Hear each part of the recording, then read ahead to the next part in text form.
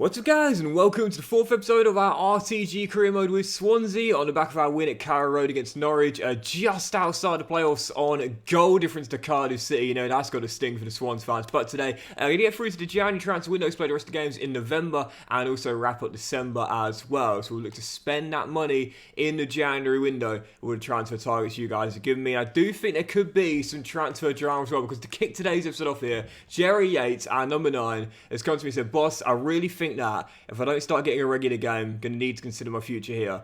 9 games out of 16 played, so granted, yes, it hasn't exactly been a crucial striker for me up top this season, but I have rotated a lot in terms of lineups. But only the 2 goals, and being honest here, I'm preferring Liam Cullen, so he's still in contention, but definitely think in January I might look to cash him. And just before our episode opener against the Tigers, we've got 3 more scouting updates from Finland, Spain and Wales. Where from now on, guys, I'm just going to reject players like this off camera, just to speed this up and only show you the players we'll continue scouting or give scholarships to. So 6 players surviving just for now. I think Alex Phillips could be alright, to be fair, 6'1". If he's come out at left back or CM, I reckon we could change that position. But we'll continue scouting just for now anyway. And then take a look at Spain, see what we've got here. And once again, it's not looking good. I've got to be honest, man. I know we're only 3 months into a 9-month mission, but so far, I've not been impressed by any of the youth players that have come out. Like, not a single one has given me any sort of excitement whatsoever. This has been disappointing, to say the very least. And from Finland, I'm going to give 1 scholarship here to Anton Kinnunen, who I'll show you now. Does, to be fair, look pretty decent already with a high starting market valuation. But of course, it's only been 1 month, so I say it's a lot, but you can't really judge a player after just 1 month's worth of scouting. You're gambling, really, when you put anyone in the academy. But, you know, he's starting off 61 overall. Dribbling is already really, really decent. And with those stats here, I'd say personally, I could see this guy being a CAM in this team with not that much pace. I might, well, 5-star skills. I might just give him a pro deal now and see what he's like, to be fair. I just want a youth player in my team now. We haven't got one yet. Where is he? Where's Kinnunen? Was he left mid? Oh, exciting prospect, to be fair. I did not expect that. Anton Kinnunen, exciting prospect. The reason I didn't expect that because there's a few holes on his attributes already, but to be fair, he actually looks okay. Chip shot and power shot play styles. Not sure how much handy they'll come in, but AK Anton Kinnunen, AK-47, he could be alright, to be fair. Exciting prospect, was not expecting that. Yeah, to be honest, I quite like the look at this lad. He's only 5'8", so not the tallest, but I think personally move this guy into the middle, man. Move this guy into the middle. We're looking for a CAM that can do a better job than Patterson, who's not really got on with me so far. I think personally that position change might do some good there. Moving more central and yeah, get the long shot rating up. AK-47, I quite like him. It looks pretty decent. Right, won't throw him into the first game, but Hull City, our first game today, again just outside the playoffs on goal difference with a win, could put us back into the top 6. Come on, you Swans. I always feel like with youth players, like the quicker you can get them in your first 11, the better. You know, at least the quicker development, it's good for everyone. And obviously when you're doing an RTG as well, you're not going to notice too much of a step down if you're throwing in youth players. Because the quality of your first team isn't going to be that much better, not like noticeably higher than if you were using like a 5-star team, for example. So that's good news that our first youth player getting the scholarship, and he looks decent as well. Patterson, sorry, to Yates! Oh, it's a rocket! Jerry Yates saying, "Gaffer, give me more minutes," drills it in, Swans take the lead. You know, there are sort of like initials as well that are synonymous with numbers, like MJ23, AK-47. I'm sorry, I don't normally take away a player's first team score number, but in this case, it's like, it's got to be done, man. I'm really excited about him, man, honestly. I so badly wanted a youth player in our team for season 1, and oh, great touch, Pedersen. Jerry gets his second. Jerry Yates answering his critics. Swansea tuning up 29 minutes in and surely going back into playoffs. Corner, Swans, Patterson and take. We get Yates that hat-trick. In it goes. Darling flicks on. Jerry Yates. Oh, just couldn't pull the trigger in a crowd of bodies and cleared, but one back by Jamal Lowe. And Oh, that's a crunching tackle, that. That is a crunching tackle as Jay Fulton goes for goal and drags it wide. Oh, that's a good turn of pace, that. Bashir coming back, and he stopped the cross, he can't. And the clean sheet gone. Aaron Connolly heading into the far post to give the Tigers a sniff. It's far too late, man. Only 15 seconds of normal time.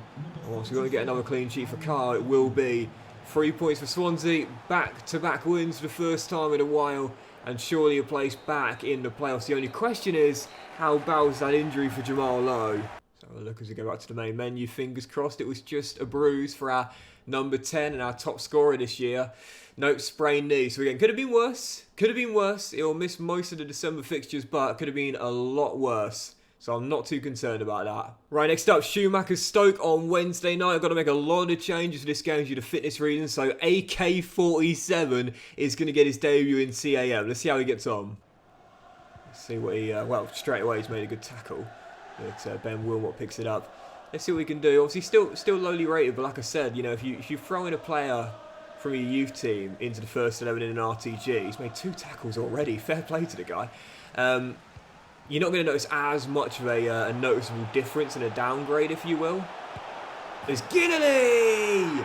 Gets his first since coming in from Hearts. But it started through Kinonan winning it back in the middle of the pitch. Swansea in front, Ginnelly's first since joining. First goal in 13 games, man. That's got to feel good, seriously. Kind of reminds me of, do you guys listen to the Peter Crouch podcast and the one he does with his missus, the therapy Crouch?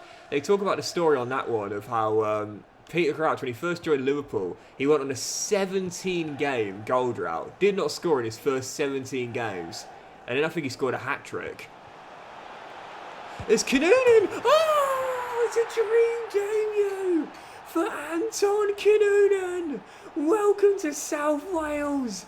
AK-47, Ginnelly finally turning up, breaks his goal drought and gets the assist for Kinonan. It's not the best of finishes on the weaker right foot, but they all count.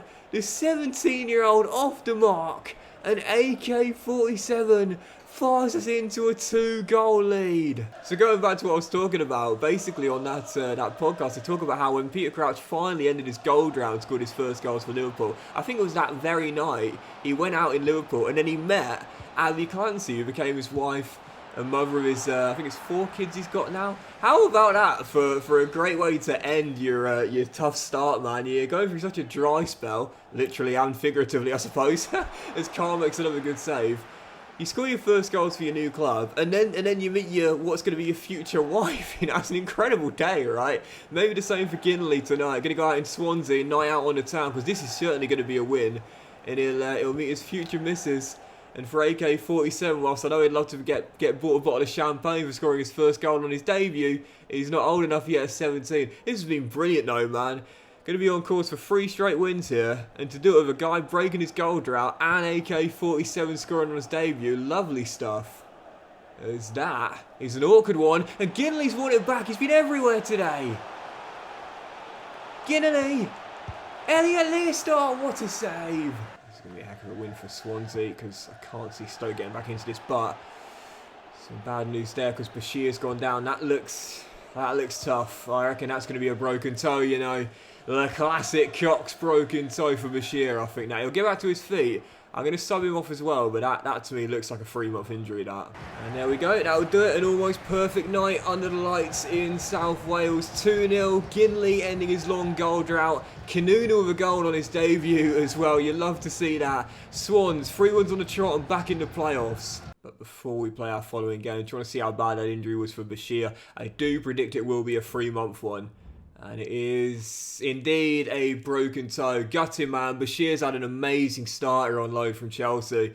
But unfortunately, won't see him again until late February time, I would say. That's a big blow, that. He's been an integral part of our back line. Right, next up, the Foxes. Best team in the Championship in real life right now. Just above us in the playoffs in goal difference. Big battle here at the King Power to go for our 4th straight win. Easy. Jamie Vardy rolls it across, and Kiernan Dewsbury Hall just strokes it in to the bottom corner and gives the Foxes the lead.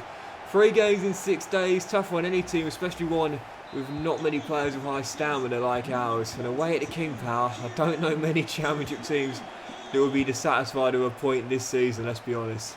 Leicester in front, and if we are going to keep the unbeaten run going, we need to battle back here. Everyone knew they were going to be one of the top dogs this season. Flew out of the blocks and just never looked back. At the moment, the quality between the two teams is showing. Is that another injury? My goodness. Balassi's done well there. Placed a 1-2 with Pedersen. But it's cleared away. Another, that's 3 in a row there. It's going to be 2, sorry. Yep, Kiernan wraps it up. Pack it up, boys. Game over. Foxes end our 3-game winning run, but not to anyone's surprise. This team, especially at this ground, in this league, incredible. That's a 4-week injury for my Koda as well. He's got 2 goals for me this season, to be fair, the Ukrainian. So he's done alright in limited game time, but won't see him again until the new year, I'd say. Right, so the 2 players in our academy now looking like this. Rodri, 60 overall now. I'm not going to give him the scholarship just yet, though.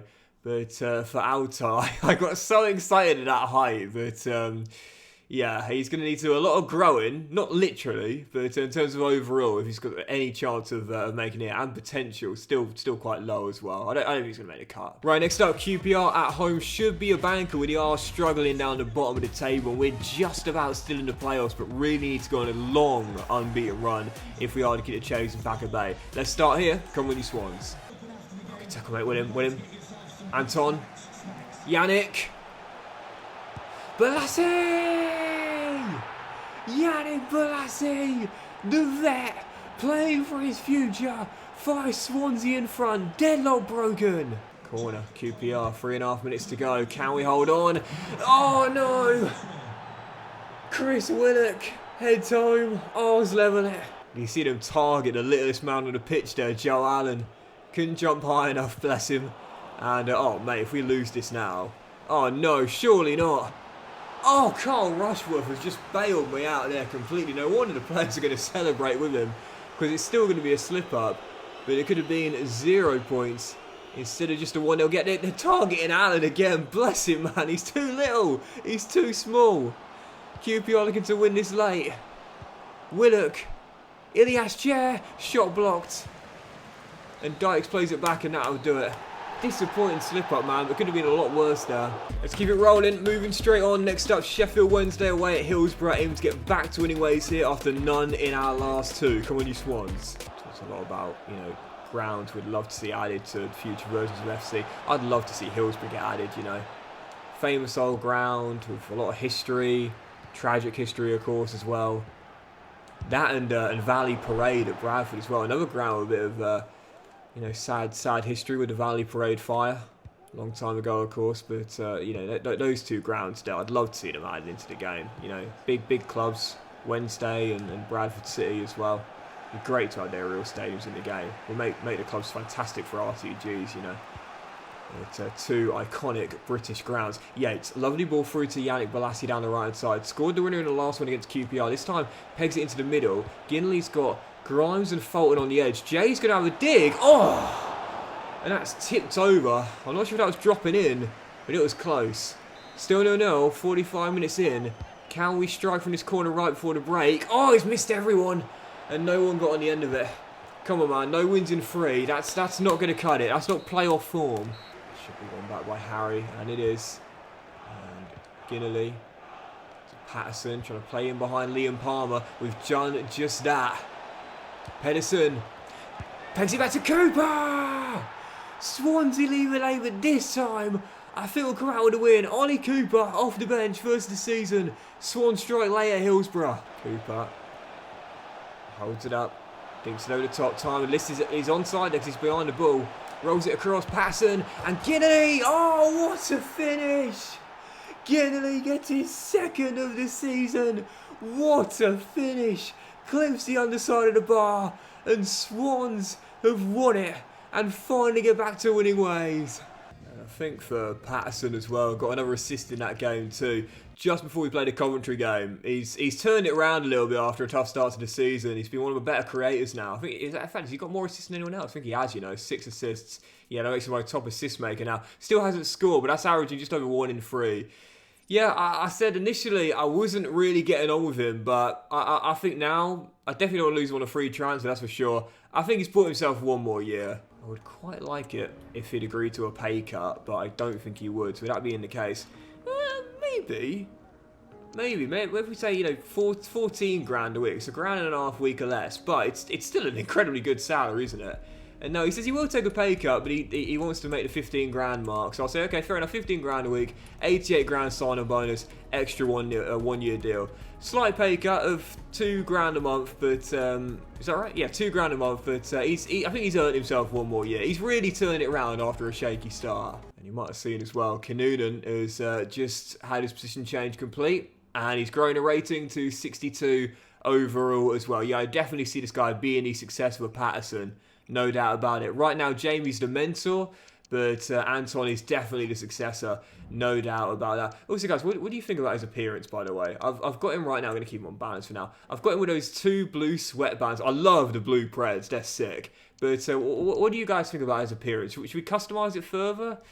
I'm not sure if he suits those blue sweatbands and low socks, I'm not too sure about that. Right, next up, last year's Championship playoff finalists, Coventry City in South Wales, aim to stay in the playoffs and go on a nice winning run. Come on, you Swans. Alright then, here we go.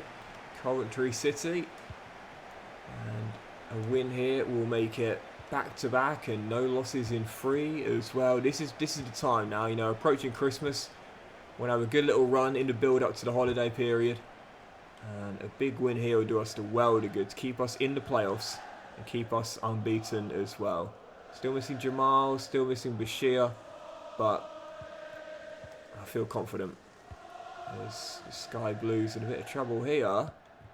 And that's a poor pass down, and he's going to be kept onside. Anton must finish. Oh, what a block. What a recovery block. When he was keeping everyone onside, and he got back into the picture to make sure he wouldn't cost his team a goal. Great bit of defending that.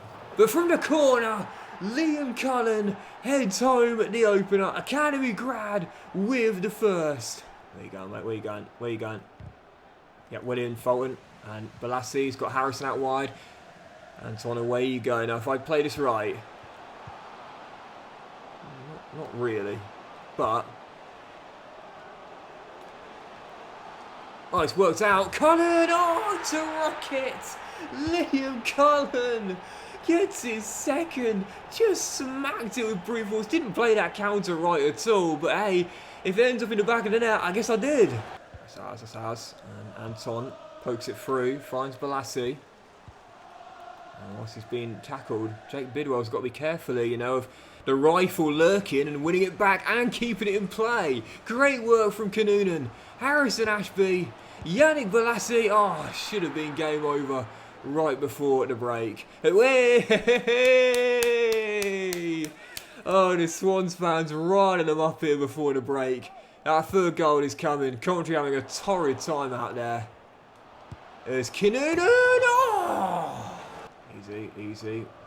Cabango jockeying well, forced back to Jake Bidwell, and AK-47. He's not got good defensive stats at all, but you wouldn't think so, because he's constantly... Oh, brilliant! From Anton! Great ball to Balassi, and this to make it 3 and wrap up the points. No!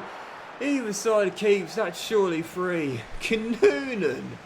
Wonderful skill after he won it back. Just couldn't finish what would have been his second assist of the game. And third assist already, man. He's looking like a baller out there. Bidwell crossing, Cabango deals with it. And what's he giving there? I have no idea what he's just giving there. Free kick for something. Chipped in. And Coventry are back in it. What on earth was that given for? I've got no idea. Well, in the end, Swansea are going to hold on to the 3 points. And pick up a big win, which extends our unbeaten run to 3. 7 points saving from 9 and will stay in the playoffs. Massive win that. Is that 21 games played now? No, 22. Do you know what then? Let's just do the one more today then, because I want to end at the official halfway stage. And we've got 3 more scouting updates too. So we're on that trip to St Mary's. That'll be a massive game that. And that'll take us up to the official halfway point too. So from Wales this month, don't think anyone's going to make the cut just yet. There are a couple of really decent players, but again, I want to continue the scouting just for now. And unfortunately from Spain, still searching for that next Michu. Next, Pablo Hernandez. Still haven't got a single Spaniard in our academy yet. Oh, but from Finland, you're joking. I can't believe this. I can't believe what's just happened here. Just going down the list. Alexei Kanunen, it's another AK, it's another Kanunen. 55-75 overall, 72-94 potential goalkeeper. Get in my academy, young man. Already 63 overall with 75 kicking as well. That's quite exciting, especially because Carl's been a bit hot and cold for me this season.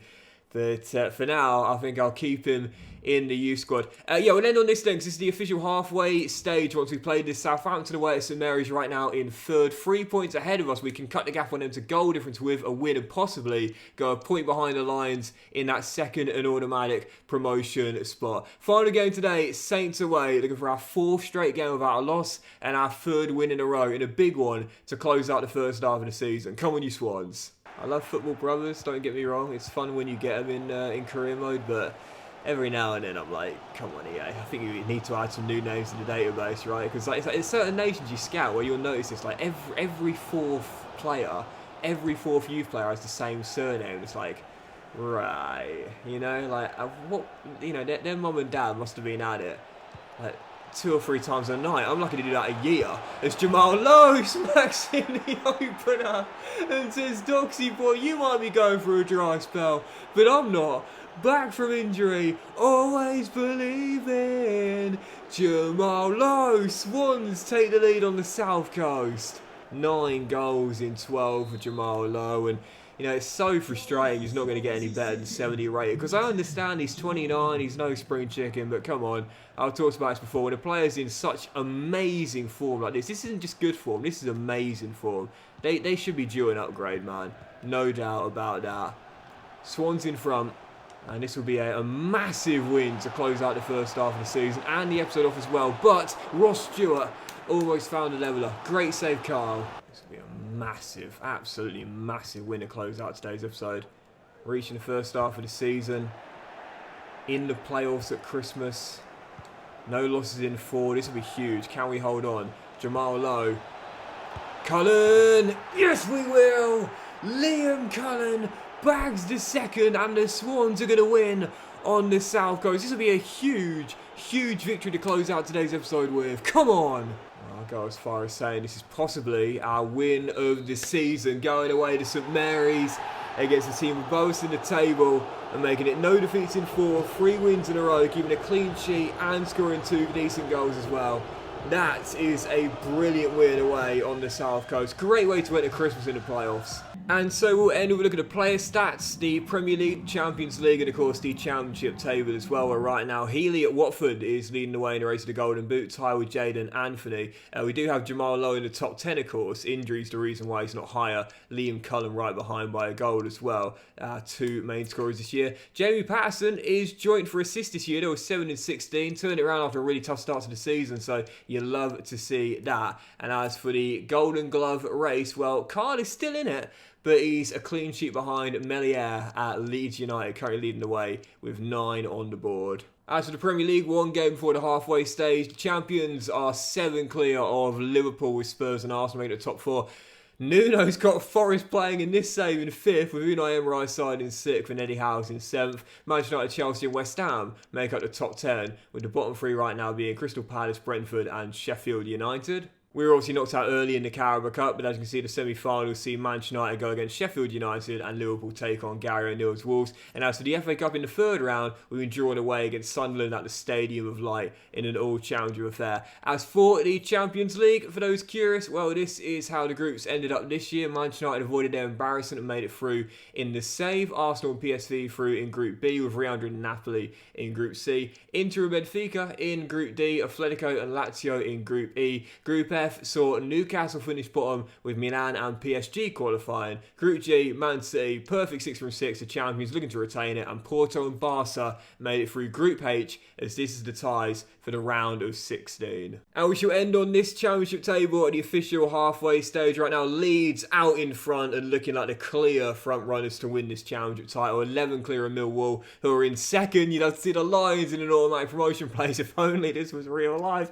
And the playoffs right now, The Saints 3 points clear of us with 42 points in 4th place. Leagues, I think joint 3rd best defenders in 4th place, with Leicester in 5th and the Borough in 6th as well. Cardiff right now just outside the playoffs, and the bottom 3 in this year's championship, the Terriers, the R's, and Plymouth Argyle as well. But that'll do it for today's episode of the RTG Career, guys. So big fan of watching. Hope you enjoyed it. If you had, then please do drop a like. So you'll have a fantastic day, and I'll see you for the next episode where we'll play the FA Cup third round tie where you get Sunderland out, and the January transfer window opening as well very soon.